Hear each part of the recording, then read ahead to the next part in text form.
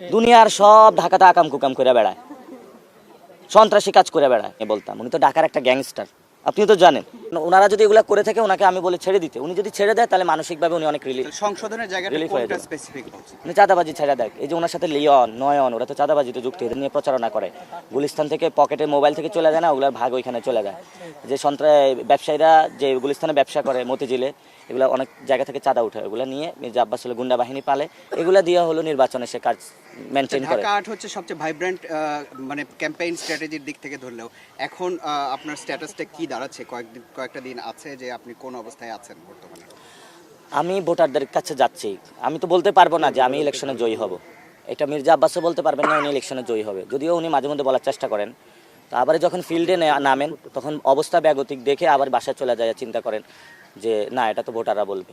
তো যারা ভোট দিবে তারা এবার সিদ্ধান্ত নেবে। তো আমরা আশা করব যে আমার বিরুদ্ধে এমন কোনো জায়গা হয় না হেনস্থ করা, আমাকে ছোট বেয়াদব বলা, সব কিছু করা হয়েছে, হেনস্থা করা হয়েছে। মানসিকভাবে আমি 1 সেকেন্ডের জন্য ভেঙে পড়ি নাই। কেন ভেঙে পড়েন নাই? কারণ আমার কাছে যেটা মনে হয়েছে আমাদের ফাইটটা মাত্র শুরু হয়েছে। সংসদে গেলেও ফাইট হবে, বাইরে থাকলেও ফাইট হবে। বাংলাদেশ থেকে সন্ত্রাস, চাঁদাবাজ, দুর্নীতিবাজ ইনশাল্লাহ আমরা তাদেরকে বিদায় করব।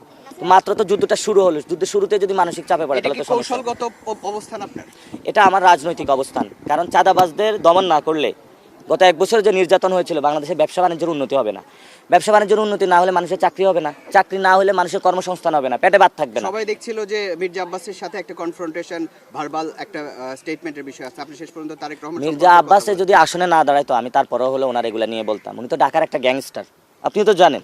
দুনিয়ার সব ঢাকাতে আকাম কুকাম করে বেড়ায়, সন্ত্রাসী কাজ করে বেড়ায়। ওনার কারণে তো শাপলা চত্বরে এত ভাই শহীদ হলো। উনি যদি ওই দিন অ্যাটেন্ড করতো তাহলে তো এই ধরনের ঘটনা ঘটতো না।